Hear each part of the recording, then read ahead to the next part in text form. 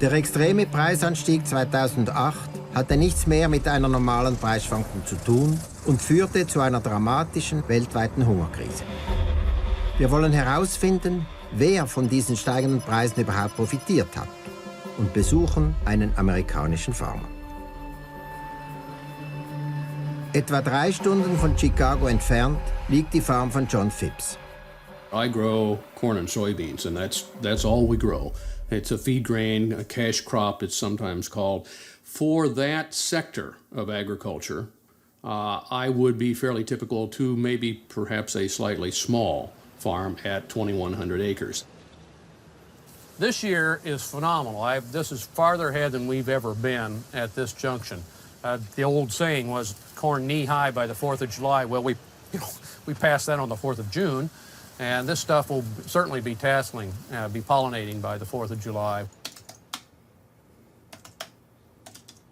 2 Jahre sind seit der Krise vergangen.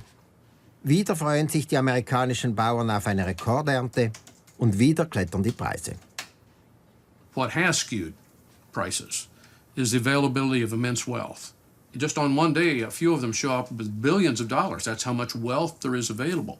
That's when you get transients in the grain markets that no one can understand and that seem so particularly unfair. I don't know what the answer is to that.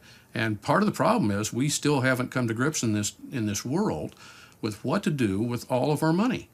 And so people are just simply looking for somewhere for excess wealth to be held. And you take a look at any given commodity market, whether it's copper or gold, they say, shoot, that's been going up, or whatever analysis they use, but there is so much of it, it's like throwing a very large ball in a very, very small pool. You get big waves. I'm going to pull up a chart here really quick. This is July corn.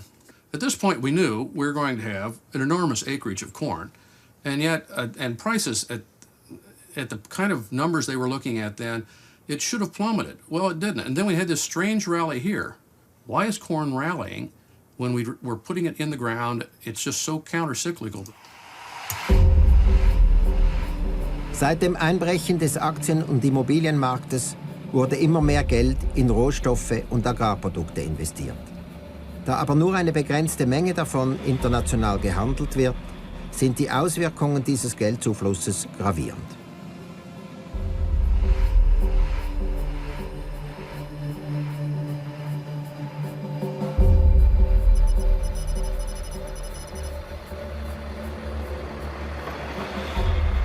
Zurück bei John Phipps. Seine Farm ist rund 500 Mal größer als eine durchschnittliche Farm in Afrika. This is the largest combine I've ever owned in my 35 years of farming. It is also, however, the smallest combine that John Deere makes. Die Industrienationen stecken pro Tag etwa $1 Milliarde an Subventionen in ihre Landwirtschaften. Das ist 30 Mal mehr, als der landwirtschaftlichen Entwicklungszusammenarbeit weltweit überhaupt zur Verfügung steht.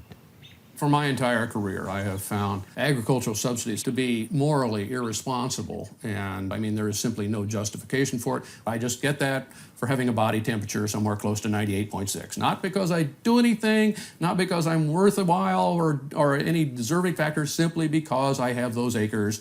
I get $24 for every acre. Well, once you hand that $24 out to every farmer, then the first thing he thinks of is, I know I can afford to spend $24 more to bid on this extra 200 acres and make my farm 200 acres larger, because that's what we're all doing. We're trying to grow.